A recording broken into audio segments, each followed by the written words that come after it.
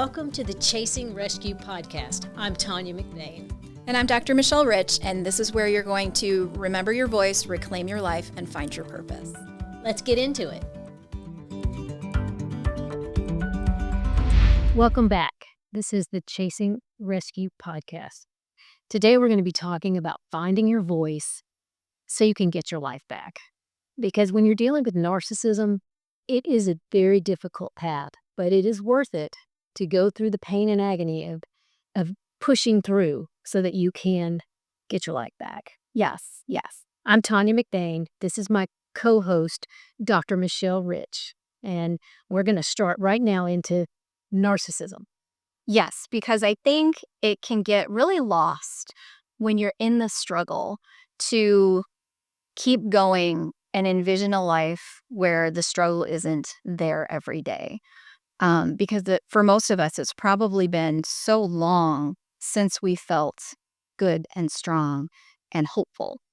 And, when you're in a relationship with a narcissist, whatever role they play in your life, hope helps us to keep holding on to them. But we get disappointed every time, right? Because as we've talked about, like the narcissist isn't going to change. And so when you have that hope of what if my future can be better, I always say your future has not happened yet. So don't give up. Don't think your future has to be like your past. Your future has not happened yet. And there's always hope. And when you don't know exactly what relief and peace and freedom after narcissism feels like, because you're still in the middle of it or in the midst of it, it can be really hard to keep that hope. But that's why we're here. I think, I've heard it said that the thing that is your calling is the thing you wish you didn't know. And so, victims of narcissistic abuse, of course, wish they didn't have to go through that. But there are people like Tanya and I who have been through it and are on the other side now, wanting to shine the light to help the next person, the next survivor come through. And we're here to tell you that is worth it. And there is light on the other side. And it's so much better and so much more peaceful than you think it's going to be. But it's so worth it. And it's out there. And there's people that are willing to shine the light to lead you on your path through. And it is very easy to talk about the hope and how wonderful it is on the other side. But when you're going through it, it is so difficult when you're dealing with a narcissist. And there were so many incidences where I wish I had some more education. I wish I had a book, some tools. And there wasn't the spotlight on narcissism when I was going through my divorce or I was being raised by a narcissist. There just wasn't that focus. There wasn't the tools that we have today. And I just think we're very blessed for all the information that is out there. And, our job is to spread awareness. And, I really feel like the true meaning of healing is to help someone else through what you've been through because you know what it feels like, you know what it's been there. And to try to explain to somebody what it's like to be poked and prodded and picked on and criticized for every waking moment that you're awake, it's just very different than how life should be. Yes. And you make a good point, right? You're poked and prodded. And what is such an insidious part of narcissistic abuse is that we're conditioned to no longer hear our voice. We're conditioned to hear the voice of the narcissist. So if you've ever, when you get ready in the morning, do you think of your voice? Oh, do I like this outfit? Or do you think of the narcissist's voice? Oh, you're going to look fat in that. Or, oh, I don't like that color. Or, oh, that's too skimpy. Or, oh, that's too frumpy. Or, oh, whatever. Do you hear your own voice when you think, I would really love to go here or do this or try this or go back to school or go on this vacation or talk to this person? Do you hear your voice in your head or are you hearing the narcissist voice? I do have moments where shadows creep in and the past wants to knock on the door and get in my head. And yes, I still have those moments. And I have a couple of tools that I learned from therapy and just learned from getting out. One is just I say, stop in my head, whether it's out loud. And then sometimes I'm laying in bed and I repeat reels in my head of things that happened to me or things that were said to me. And, I want to go back to sleep. So I literally say, today is Saturday, March 21st, 20, 25, and I center myself back down and go to sleep because even though I'm been through the healing process and I'm working on myself every day, we still have those moments where the abuse creeps back in and you feel bad about yourself or you feel bad or you have guilt from when you fought back. And, they call that reactive abuse, which I'll get you to speak to on that. But it's really more like when you say like self defense. Yes, it's really, I hate the term reactive abuse because it puts the onus on the victim, right? Like if somebody's trying, trying to completely beat you down and you have a reaction to that, that's not abuse, that's self-defense, right? And so if you're standing up for yourself and you're responding to the poking and the prodding and sometimes the physical beating and stuff, that's not abuse, that's self-defense. And I think, reactive abuse is the term that's pretty widely used, but I prefer really self-defense because you wouldn't be acting that way if it wasn't for the abuse of the narcissist. Just all of those moments behind closed doors that nobody saw.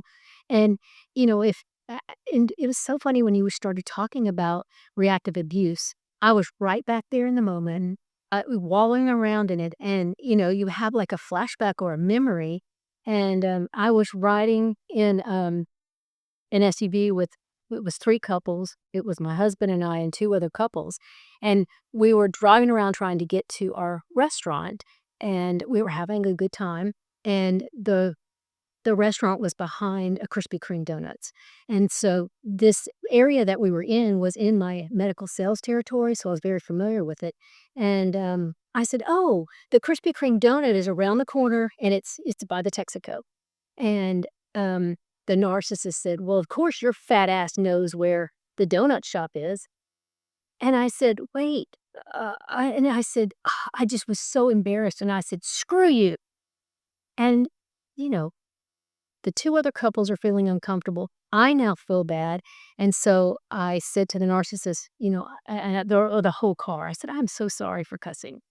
Um And so then, that moment of abuse, no one saw all the things that happened, close to that because we were getting ready for this event or going out. And I came out in clothes and he said, "Absolutely not. You're not wearing that. That makes you look fat." And it wasn't even about making me look fat. It was, I'm going to control you and put you in a bad mood because you're excited about this and we're going out to have fun with our friends. And I'm going to make sure that you know your place.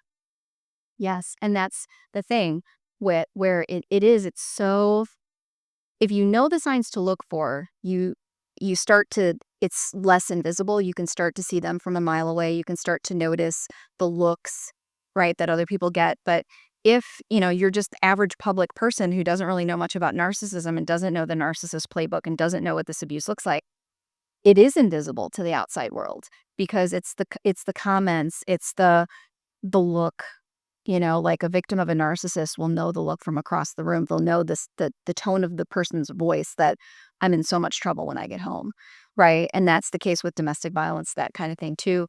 And the you're right, the narcissist does operate fully about power and control. And if you were happy and excited, he wanted to take you down a couple notches, Mhm. right?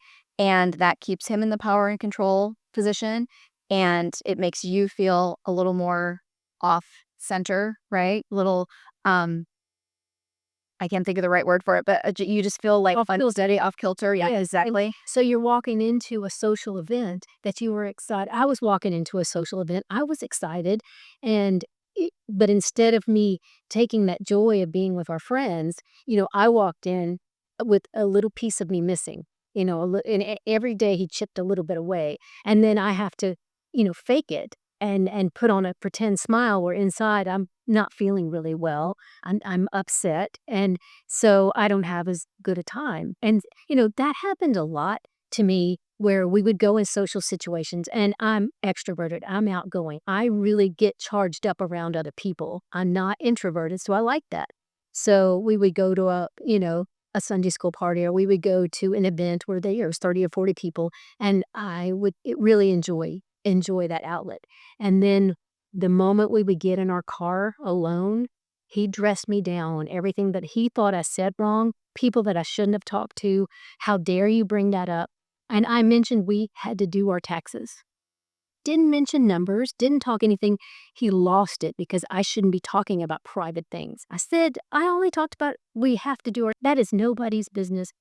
So I started to get anxious or dread leaving an event, knowing that I had to get in a car and endure this kind of, and so I wouldn't, speak. I would just take it and listen and listen. But it was such a common occurrence that I stopped being alone with him.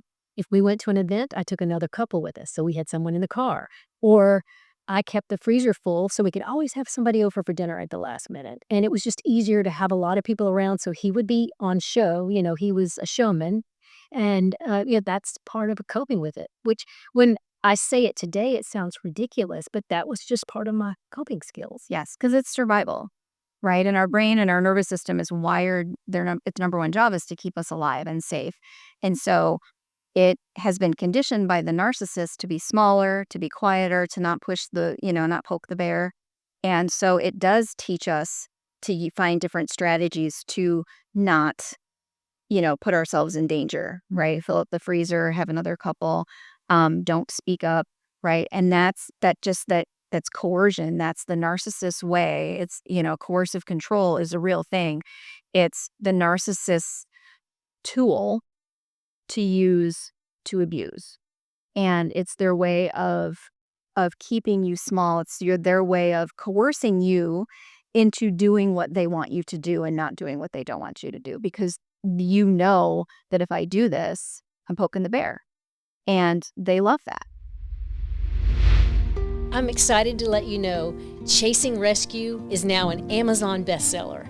If you've not gotten your copy, you can get it at Amazon, Kindle, or Barnes & Noble. And that's why they keep doing those things. But it's invisible to other people. And that's why when like you say, when I say it out loud, it sounds so ridiculous. But in the moment, and I can't tell you how many people I've had, in my office where when they're actually recounting a story or getting me up to speed, they're like, oh my gosh, this sounds ridiculous. How did I not see it? But you don't see it, right? You don't see it when it's happening to you because you're conditioned to believe that it's your fault or it's not a big deal or you're too sensitive.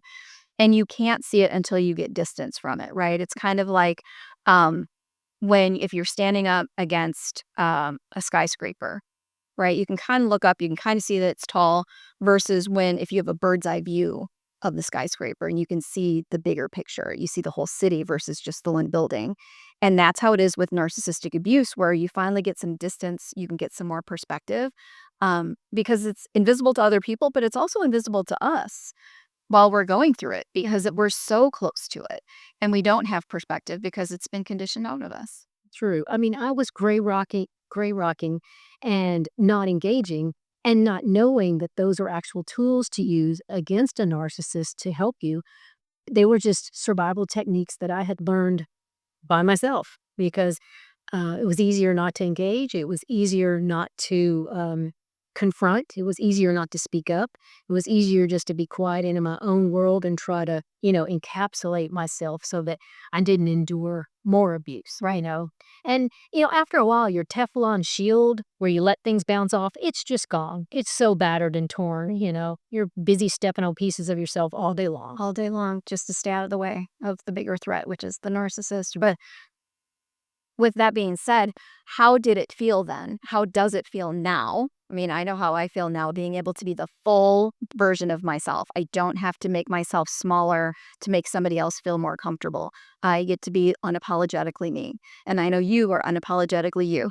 How does that feel compared to walking on eggshells and stepping all over pieces of yourself on the floor because you were conditioned to not say anything and not have an opinion? Like, what does that freedom feel like for you? It's incredible to fully live in your truth.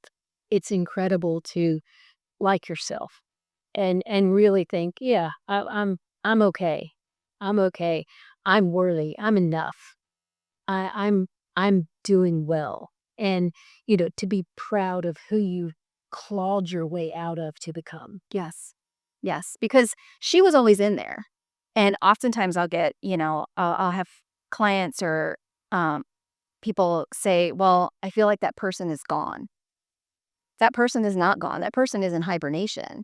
because your brain and your nervous system did what it's supposed to do. It protected you. So that person went into hibernation, but that person is still there. It's muscle memory. You just bring it back, right? And that's part of the beautiful aspect of finding your voice again is you get to go back to the things that you always knew about yourself that you love, that you miss, and you get to bring them out of hibernation because they're not gone. The narcissist thinks that they have that much power over you, but they don't. They cannot take those things from you. You might think that they're gone, but they are just hibernating because your brain and your nervous system did what it was supposed to do and kept you alive. And rejuvenating those things is amazing. And then I know in your relationship now and in my relationship with my husband, I am now like, he is somebody that loves the bigness of me. He's the somebody that loves the sarcastic part of me and the strong-willed part of me.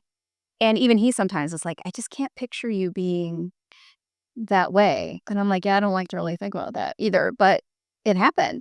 Yeah, I totally agree with you. When you go from, sometimes you have to have low lows and darks to appreciate in good times. And, I'm in a relationship where we unconditionally love each other as much as humanly possible. And, God has blessed me. I always say that God gives you back double for your trouble. Yeah. And he certainly has blessed my life. And it's just so nice to be in a relationship with somebody you can count on that. I mean, somebody could come up to my husband and say, Tanya murdered the next door neighbor. And Bill would say, she did not. I have her back. Not going to happen. And then he might drag me in the closet and go, who did you murder? But we are united. And not having that until this relationship, it's just so much better. I'm married to my best friend. And the reason I'm telling you this is just so that it is available. And, you do the healing work and it is tough. I mean, we talked about some tough things that you have to go through. And I'm talking about some tough memories. But to get to where I am now, I had to go through those things, and I'm living a truly blessed life, and I'm really happy. So if, our book can help one person get out of where they are, and then, it was worth the time and energy that we put into that. Yes. Yes. Because I think one of the biggest gifts that happened to me was when I was able to put a word to what happened, right? When I was able to really be like, that's what that was, right? It's kind of like when you have, a physical illness and you are going to doctor after doctor and you can't figure out, right? And I know you know, and, but then the doctors found like, oh, all of these things, it's because this, right? And with finding out, oh, that was narcissistic abuse and that's a legit thing, it felt so freeing to be like, it wasn't me, right? And I'm sure if you found your way here, you probably know Dr. Ramani, and her book is called It's Not You. And that's just such a powerful thing to know that it's not me, that I couldn't have, done anything different. Like we talked about in one of our other episodes where you can't pour enough water on a fake plant to make it grow. It's not you. It's a fake plant. The fake plant is not going to change, right? And that's the same with the narcissist. But to be able to put a word to it and to validate, not only what we've gone through, but in the book to be able to validate other people to know, oh, this is what it's called and it's a legit thing and it's not me. It's so just freeing. You brought up a wonderful point. You brought up, you know, sickness or being ill or getting diagnosed with something. And if you are in a narcissistic, abusive relationship long enough, they can make you sick. So you can put your body in fight or flight. And you can get an autoimmune disease. There's all kind of anxiety producing problems. And when your emotional health, your physical health, and your spiritual health are all out of balance because of this, you can set yourself up to have some serious issues. Yes, yes. Because when you're living in a narcissistic abusive relationship, your body does go into fight, flight, freeze, or fawn. And when we respond to stress, when we respond to threat, we're wired, God created us to have like cortisol and adrenaline, those levels rise to meet the needs of the threat to survive, right? Mhm. We're not meant to sustain at this level. We're meant to address the threat and come back down, right? Cortisol to go down, adrenaline to go down, all of that. When you're living with a narcissist, whether it's you're living in the house with them, they're your boss, they're your friend, their text can come through at any point. you're constantly sustaining a high level of that cortisol and the adrenaline and the stress, all of that. Our bodies aren't meant to sustain and just continue at that level. So if we have to, because with a narcissist, it's constant battle, and you're in constant survival mode, and it takes a toll on your body, right? And your body can only take so much, like a balloon, right? When you blow up a balloon, and if you put too much air in the balloon, what happens? It pops. It has to have a reaction, right? It can only handle so much. Our nervous system is the same thing. Our immune system is the same thing. We can only take so many, times of of being under constant stress or constant pressure before our body starts to talk back. And a lot of times, like you said, it results in autoimmune or anxiety or, chronic headaches or stomach aches or any number of things, right? Heart issues, sleep disorders, all the things. And those are the people who show up and get counted in the numbers for the data, right? Not the narcissists who cause the people to show up with the other condition. Mhm. It's very true. And, even when I was, doing private practice and when I was doing therapy, I found a lot of women came in for a health issue, and then you would find out, oh, this is why, they're living in fight or flight, they're living in a bad situation, whatever the reason. And once you help them get out of that situation or learn to manage it, whatever physical symptoms were going on got better. Which is another amazing thing about healing, because you're not just healing emotionally, right? After dealing with a narcissist. And, we're talking today about how healing is worth it. And understanding what's happening to you is worth it. Understanding the physical aspects and, what we're wired to do versus what we have to do to survive with a narcissist and how to get out of that. You don't just heal emotionally, but a lot of times, like you said, those ailments go away or at least reduce significantly, right? Sleep returns, stomach aches go away. The things that all of the doctors say, panic attacks, anxiety, where you go to a medical doctor and they'll say, I've run all the tests, everything's normal. I'm sure.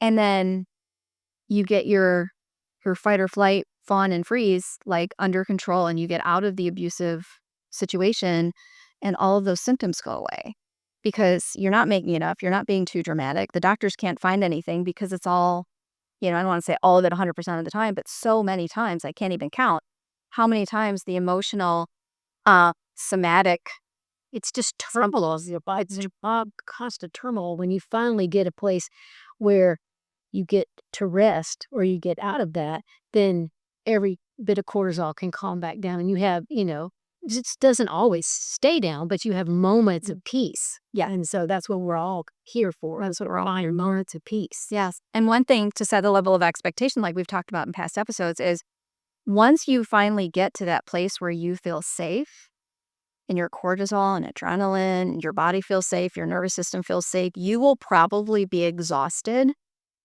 for a while because your body hasn't felt safe enough to be exhausted Or to rest. or to rest. Because you're on high alert all the time. And that's just something that your cortisol. So when you are on high alert because you're waiting for the next arrow, the next attack, the next criticism, where is it coming? So you just, instead of here, you're just a little bit higher level of high alert of fending off every attack that's fixing to come. Yeah, because you're busy crunching eggshells. So Yep, because your nervous system is always scanning the environment for threat, whether it's emotional, physical, whatever. And if it doesn't know there's a place of safety, it never goes offline. So it's constantly spinning and looking and looking and looking and looking. That's exhausting. And our immune system can't keep up with that. Our physical cell can't keep up with that. So it's so important to take those first steps to get yourself on that path towards healing. And it is just so worth it, just from top to bottom, inside out. and that's why I do recommend therapy because you've been in a narcissistic relationship, you've been emotionally abused. Okay, great. Now we're out. You still tap into that, somebody may say something, something may happen. And I mean, just like when I was talking about some of my memories, you're right back in it. And you have to be able to self-soothe yourself, tell you that everything's fine. And I literally say to myself, you're safe. Yes. I tell myself, you're safe. And then I'm not on high alert anymore. But I mean, you still tiptoe in that until you remember, "Okay, wait a minute, I'm safe. This is now, that was then." Because there's another great book, and, I don't know if you've heard of it, but it's by Bessel van der Kolk, and it's called The Body Keeps the Score, I do like that. and it's all about trauma, Mm, right? And being in a narcissistic relationship where you're in survival mode, that is traumatic, and so those triggers, like you mentioned, will come up, and you might not even be consciously aware of them. It could be a breeze, how it hits your face, or a smell that that brings you back, and your body instantly goes, "Door slam." A door slamming is a tense voice, something, mhm. right? I even still can't really, I'm getting better at it, but even like when my family watches football games and they get super excited, like mad, excited, happy, whatever, I have to leave the room because I can't hear the angry voices. Yes. I just can't. It's too much pressure for me. So my nervous system reacts, right? But recognizing that that's what it is, like you said, you can say, "Stop, I'm safe," and I recognize what it is. Um, so it's not like once you get on a path to healing, you're out of the relationship, you're 100% fine. Your body keeps the score, right? So you do have to do the work, but it is so worth it because you get to be fully unapologetically you. Yes, and it's a wonderful place, yeah. So, but we all every tool or everybody something different works for everybody. So I pick the precious from the worthless that works for me, and when, I feel something like that coming on, I do the things that work for me and, try to ratchet it back down. And, I'm close enough to my husband, I can just say, "Give me a minute," and, "Sorry that came out that way." And I go reset, and he was like, "What was that about?" And I'm like, "It was reactive abuse from my ex-husband, not you. Sorry." I mean, know exactly what it is, then I give him a little therapy session, and we just move on. But, I'm sure he's just like, "Oh my gosh, this lady." Because if you don't know it, you don't know it, Right. right? Like if you've not experienced it, it's something that really is hard to not only explain, but to understand, right? So, like, if any of you who are here are listening and haven't, you're just curious about what it's like, but you've never experienced it, like, I applaud you for trying to understand it. If you're trying to understand it on behalf of somebody that you care about, right? Because it is hard to understand. It is. It's, it's something that, as we build awareness, I want other people to realize this is so prevalent today. And we did bring this up a little bit. I really feel like social media is driving some of this because narcissists need all the admiration and control, and they just need a lot of attention. And so you can use social media to present something that you're not, which narcissists love that How the whole image. and the image. And then, they're going after likes. But the other thing that I was trying to get to is people argue online. A narcissist loves to argue. So he or she can get in there and just really fight online and get a lot of that met. And so I think we're also, you know, gonna find narcissism more and more because this is the first generation that was ever raised on social media. Yes. So I think that, having tools like this is going to be helpful. Yes. Yes. Because the narcissism isn't diminishing, right? We live in a very individualistic society here in America, right? Not all societies are, some are collective, right? More like the Eastern countries.